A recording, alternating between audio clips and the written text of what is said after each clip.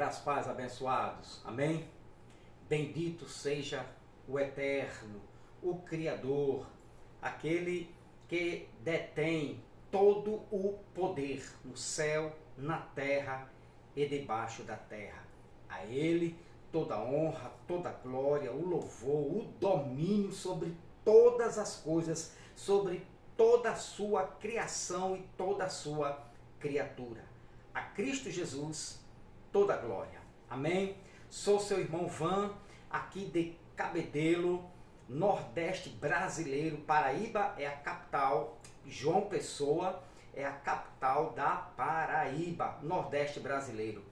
Se assim Deus querendo e permitir, esta mensagem chegará a todo o Brasil para libertação, para cura e para que Deus possa operar a graça salvadora, libertadora e poderosa, a graça de Cristo Jesus manifestada nas cartas do apóstolo Paulo, amém? Na nova aliança, no novo pacto, no novo testamento, para a glória de Deus, o Pai.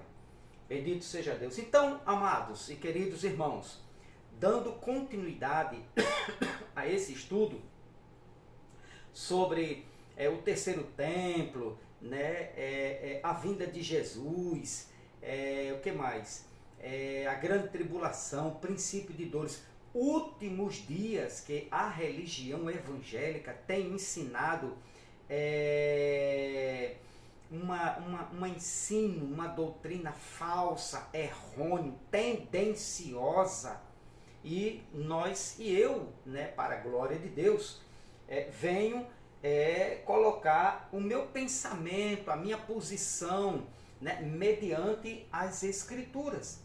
Então, o texto que eles usam como carro-chefe, né, um texto que eles gostam de apresentar erroneamente, esse aqui de 2 Tessalonicenses, capítulo 2, e o versículo 1 em diante, né, dizendo que ainda nos últimos dias, né, haverá a manifestação do filho da perdição, do anticristo, que eles chamam de anticristo, né, é a vinda de Jesus e a construção de um terceiro templo, que eles inventaram, a religião evangélica inventa, não tem mais o que fazer, o que estudar, o que pesquisar, o que expor nas Escrituras, estão perdendo, né, seguidores, membros, cada vez mais são centenas e centenas e centenas de pessoas que estão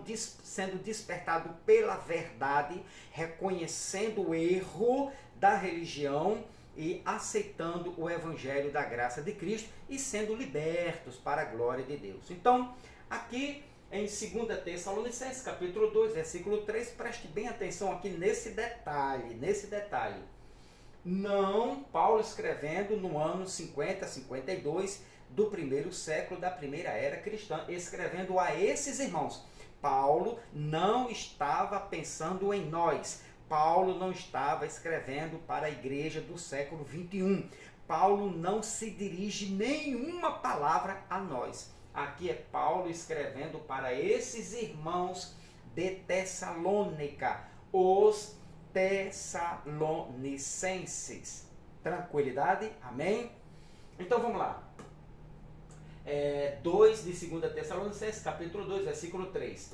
Não se deixem enganar pelo que dizem, pois esse dia não virá até que surja a rebelião e venha o homem da perversidade, aquele que traz destruição. Aqui está a palavra aqui, ó, rebelião. Na sua tradução está escrito o homem até que venha a apostasia, não é isso? Está escrito aí na sua tradução de João Ferreira de Almeida, apostasia, mas a palavra certa é esta aqui, ó, rebelião. Então, apostasia, nós vamos ver aqui três coisas, o significado de apostasia, o filho da perdição e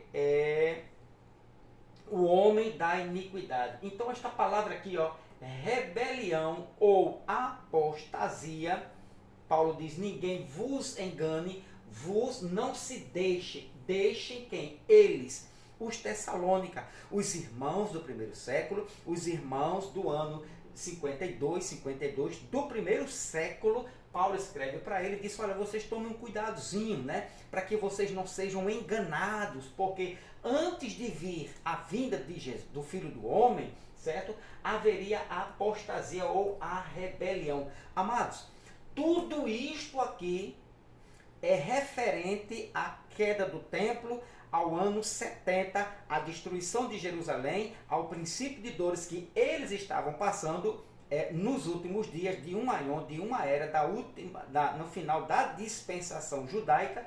Então Paulo está preparando esta igreja para o grande dia, mas antes da grande tribulação e da vinda do Filho do Homem, haveria isto aqui, ó. Esta rebelião iria acontecer, que a Bíblia, que na sua tradução chama de apostasia, e em seguida da rebelião a grande tribulação. Mas calma, tudo isto aqui é questão política, a questão política do Estado de Israel, né? Eles se aliaram, os judeus se aliaram ao grande império dominador Roma, ao grande império e às autoridades de Roma, e isso ocasionou isso aqui, ó, rebelião. Mas vamos lá, então na sua tradução está escrito, deixa eu só escrever aqui, amados, 50, né, 13 horas, só rapidinho, pronto, só a hora aqui, 13 horas, então, 15 horas, 15 horas, pronto, 15 horas. Então tudo isto, esta rebelião, seria uma união, uma aliança, né? uma renúncia da religião, né?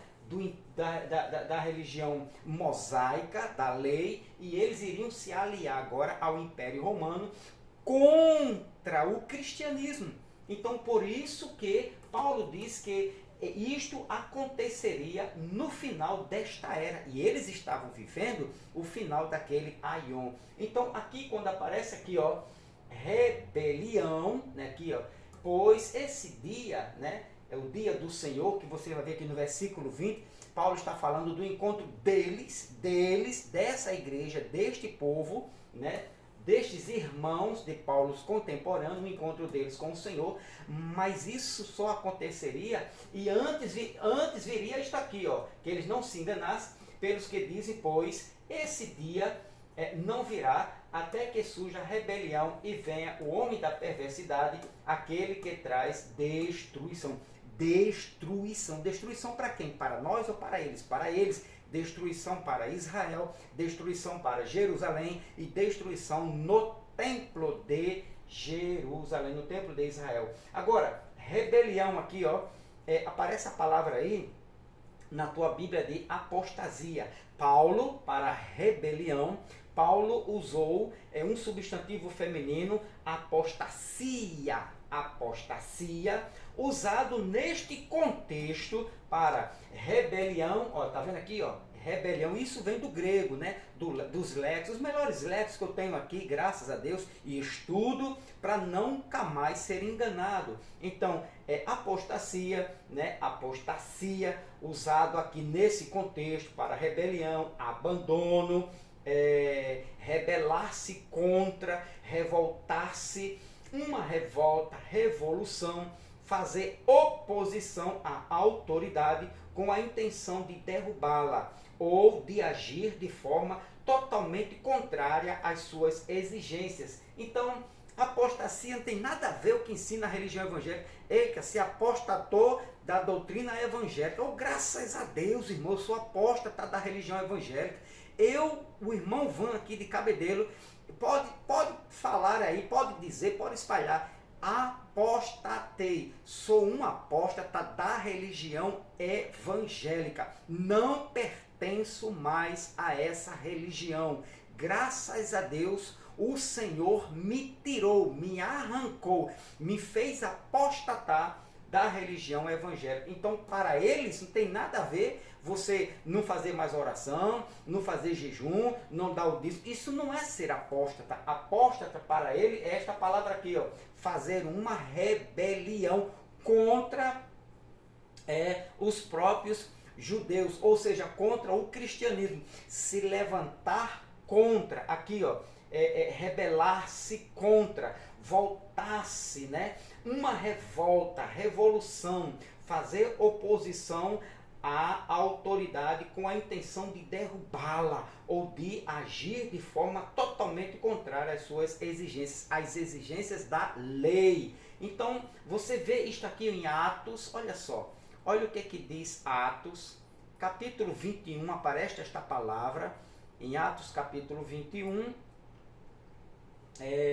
versículo de número 21, que diz, ó, mas eles foram informados de que você ensina todos os judeus que vivem entre os gentios a abandonarem a lei, olha só, a se rebelar contra as autoridades judaicas. Então eles diziam que Paulo estava fazendo isso. Eles diziam, os judeus, né, os judeus que guardavam a lei, ensinavam, atiçavam e diziam, espalhavam que Paulo estava fazendo uma rebelião contra o judaísmo. Olha só o pensamento deles. Mas eles foram informados de que você ensina todos os judeus que vivem entre os gentios a abandonarem a lei de Moisés. Ouviram que você os instruiu a não circuncidarem os filhos, nem seguirem os costumes judaicos. Então, isto eles estavam espalhando, que Paulo, né, estavam fazendo uma grande rebelião. E isto chama-se apostasia, né, ou apostasia na língua original grega. Agora, Atos capítulo 5 ainda, no capítulo de número... Então você entendeu o que é o que era apostasia para ele? Apostasia nos dias de hoje é você negar a fé evangélica. Virou uma apóstata. Não tem nada a ver uma coisa com... É mais um erro, é mais um engano, né? Mais uma mentira da religião evangélica. Então, apostasia para ele, ou apostasia, nos tempos de Pedro, de Paulo e de João, era você ir contra a lei de Moisés. Acabou, isso era uma grande, né, apostasia, isso era uma rebelião. E foi isto aqui que causou o princípio de dores, a grande tribulação, né, no fim da era dele, no fim daquele aion. Agora, Atos capítulo 5, vamos ver o que diz Atos capítulo 5, versículo 36. 36 diz: algum tempo atrás surgiu um certo Teudas, que afirmava ser alguém importante, mas 400 pessoas alguém importante. Umas 400 pessoas se juntaram a ele, mas foi morto e seus seguidores se dispersaram e o movimento deu em nada. Então isso aqui chama-se também apostasia. Por quê? Porque este homem, né, ele se voltava contra a lei e ele queria atrair adeptos, seguidores para ele, para o pensamento dele, para a doutrina dele. E isso para os judeus era considerado apostasia, ok? Também capítulo 19 de Atos, capítulo 19, versículo de número 40.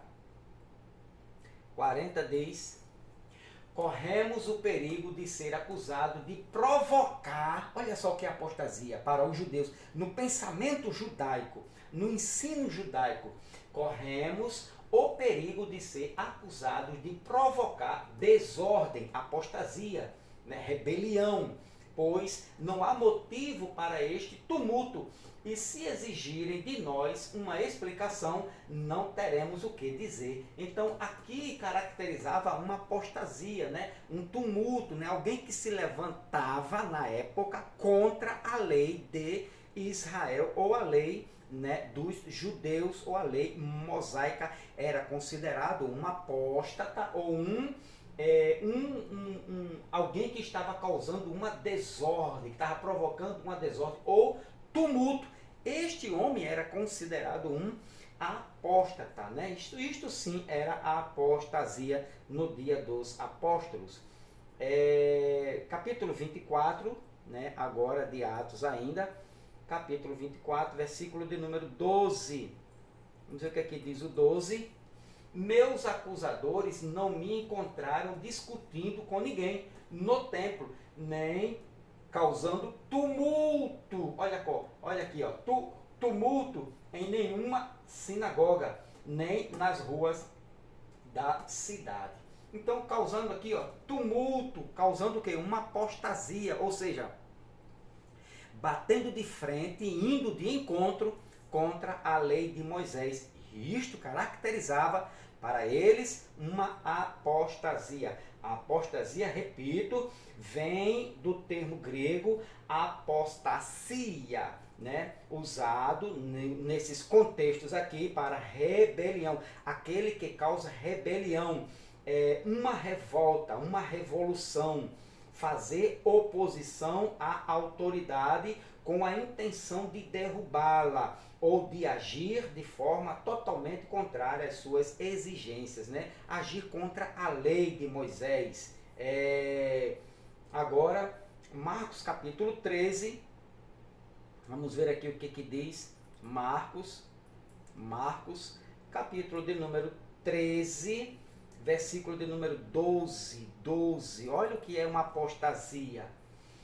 O irmão trairá seu irmão e o entregará à morte, e assim também o pai a seu próprio filho. Os filhos se rebelarão contra os pais e os matarão. Então, uma rebelião, né? Vai se rebelar, e isto caracteriza uma apostasia. E uma revolta, né? Uma revolução, fazer oposição a uma autoridade, rebelar-se. Aqui, ó, rebelar-se, apostasia, certo?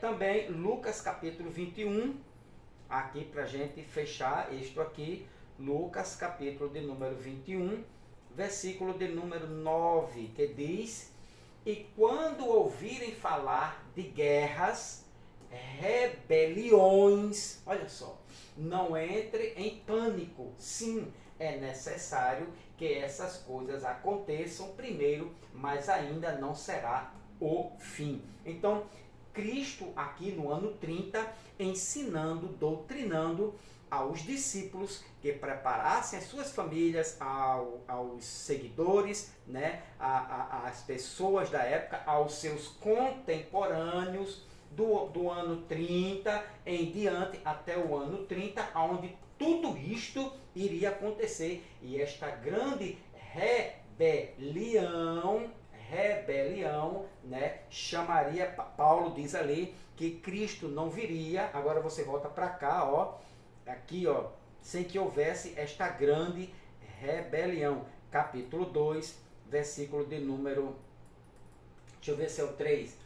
Não se deixe enganar pelo que dizem, pois esse dia da vinda do Filho do Homem não virá até que surja a rebelião, né? O que seria a rebelião? Este homem aqui, e venha o homem da perversidade, aquele que traz destruição. Ou seja, a palavra aqui, ó, presta bem atenção aqui, ó, aquele que traz. Então, este verbo aqui já não pode ser, a gente lê porque está escrito na Escritura, na Bíblia. Mas se ela fosse traduzido para os nossos dias, é dizer assim, ó, olha, não se deixem, eles não foram enganados, né, pelo que disseram, pois esse dia não veio até que surgiu a rebelião, e veio o homem da perversidade, aquele que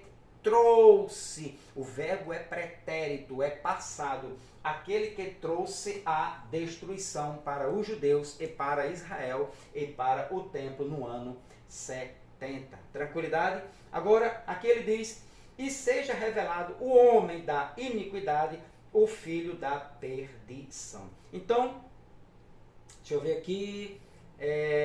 Isso. Vamos ver aqui. O homem da iniquidade. Preste atenção, até que venha o homem da. Aqui vem o homem da perversidade ou o homem da iniquidade. Agora eu vou ter que voltar para essa tradução, né, para que você também entenda aqui, ó. Ninguém de maneira alguma vos engane, porque não será assim, sem que antes veio, né, o apóstata, né, e se manifeste e se manifestou, porque isso aqui tudo está no passado. A Bíblia é um livro histórico e se manifestou. Nós estamos lendo uma história.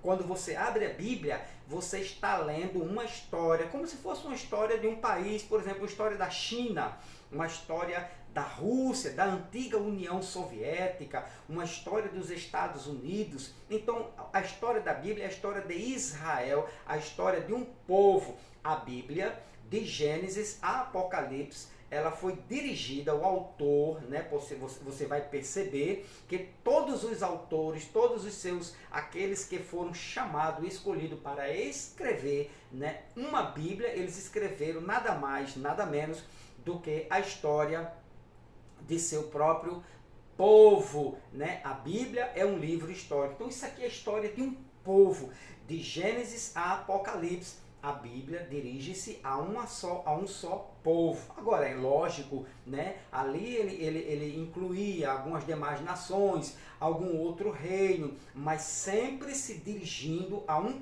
povo, os israelitas ou os judeus. Então, se manifestou o homem do pecado, o filho da perdição. Então, o homem do pecado, ou o homem da iniquidade, homem do pecado ou homem da iniquidade. No grego está escrito anthropos tes onomias, né?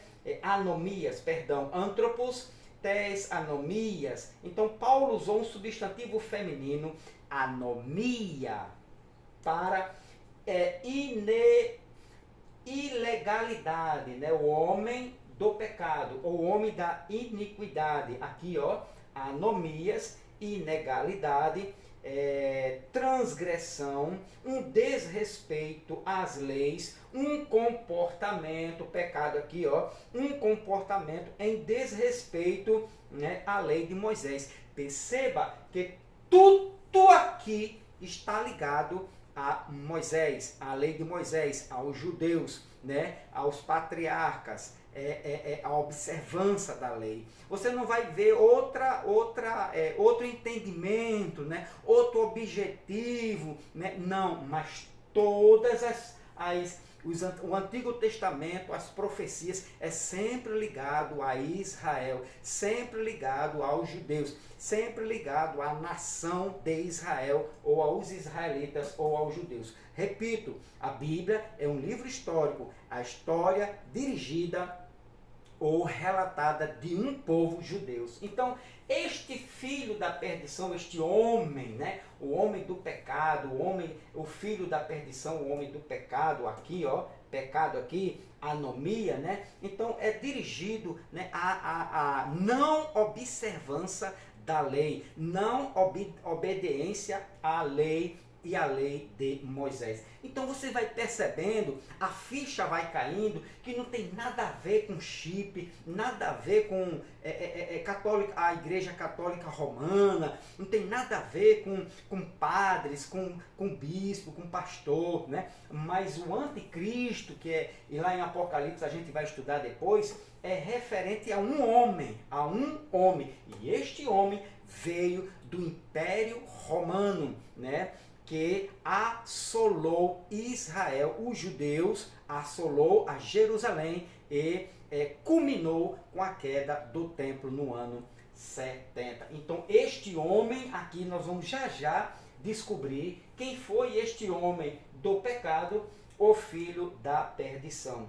Então, o homem da iniquidade, né, ou filho da perdição. Então você percebe, né, que ele não é uma máquina, que ele não é um sistema financeiro, que ele não é um robô, que ele não é um objeto, né, de grande inteligência, de artificial, que ele não é uma coisa que vem um extraterrestre, não, mas perceba que Paulo revela quem é ele. Paulo está doutrinando, instruindo a esses irmãos do primeiro século, né, que eles sabiam, já conheciam quem seria este homem, aqui ó, homem, antropos, né,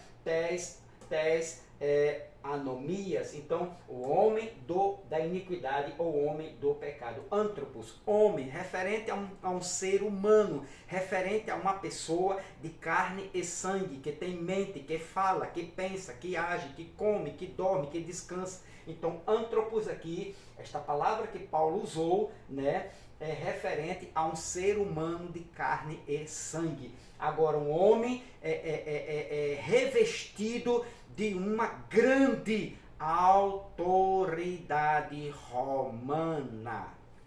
Tranquilidade? Beleza? Então, este homem, veja que ele se manifestou contra, né, os judeus, contra a lei de Moisés. Ou seja, ele não respeitou nenhuma artigo da lei, nenhuma manifestação religiosa judaica. Pelo contrário, ele foi o homem do pecado, certo? Ele desrespeitou totalmente os ensinos e a lei de Moisés, beleza? Agora aqui também, ó, o homem do pecado, o filho da perdição, aqui, ó, o filho da perdição, ou seja, na palavra, na língua grega está lá hoios tes apoleias, ou seja, Paulo usou um substantivo feminino, apoleia, para o filho da destruição, o homem da perdição, o filho da destruição completa, perda, ruína, perdição, alguém destinado à perdição. Ou seja, este homem, antropos aqui, ó, este homem, ele foi destinado, preparado para o dia da grande tribulação que aconteceu, ocorreu literalmente, pontualmente, dentro do tempo predestinado, previsto por Cristo. Não passará, quando Jesus disse, esta geração, sem que tudo isto aqui acontecesse. Ou seja, tudo isto aqui aconteceu dentro do tempo previsto por Cristo em Mateus 24:34, ocorreu isto aqui dentro daquela geração de contemporâneos, genea, geração de contemporâneos. Então, este homem, este filho do pecado, o homem da perdição, ele nasceu, foi predestinado para cumprir, para ser o autor da grande catástrofe, da grande destruição, da grande perseguição, né? E você estudar um pouquinho sobre a queda do templo, você vai ver isto aqui, ó, dentro da história do ano 70, na queda do templo. Você vai ver as autoridades romanas revestidas, né, de poder, e um deles foi este homem aqui, ó, o homem do pecado, né, o filho da perdição. Então, meus queridos e amados irmãos, no próximo vídeo, no próximo estudo, eu vou dar continuidade a este aqui, eu vou falar agora sobre... ainda dar continuidade em 2 Tessalonicenses, capítulo 2, o 3, e o versículo do 3 ao 6, vou falar do terceiro templo, ou o templo que caiu no ano 70 DC. Então, esse terceiro templo aqui, isto aqui que a religião evangélica chama de terceiro templo, aqui, ó, como Deus, no templo de Deus. Terceiro templo, ou o templo que caiu no ano 70. Aqui Paulo está escrevendo, se referindo aqui. Agora que nós vamos concluir este pensamento aqui. Paulo, quando fala terceiro templo, refere-se ao que diz a religião evangélica, que ensina que Paulo estava pensando nos dias de hoje, se referindo a um terceiro templo, ou Paulo está escrevendo para os Tessalonicenses, se referindo ao templo de Jerusalém que estava de pé nos dias dos apóstolos, no primeiro século, no ano 50, 52. A que templo Paulo se refere? Não perca, próximo estudo, vai estar muito bacana, né? Só para a gente dar continuidade, deixa teu like e aperta o sininho aí das notificações, e sempre às 18 horas, de segunda a sexta, de segunda a sábado, assim eu tendo a oportunidade, estou lançando os vídeos, os estudos bom para a gente meditar e crescermos juntos no conhecimento, né, nas Escrituras. Amém? E você que ainda não é inscrito, dá uma força aí ao irmão Van, aqui de Cabedelo. Deixa a tua inscrição para a glória de Deus. Paz a todos, e no próximo vídeo, este templo, terceiro templo, como ensina a religião evangélica enganosamente, ou o templo que caiu no ano 70. Paz do Cristo eterno.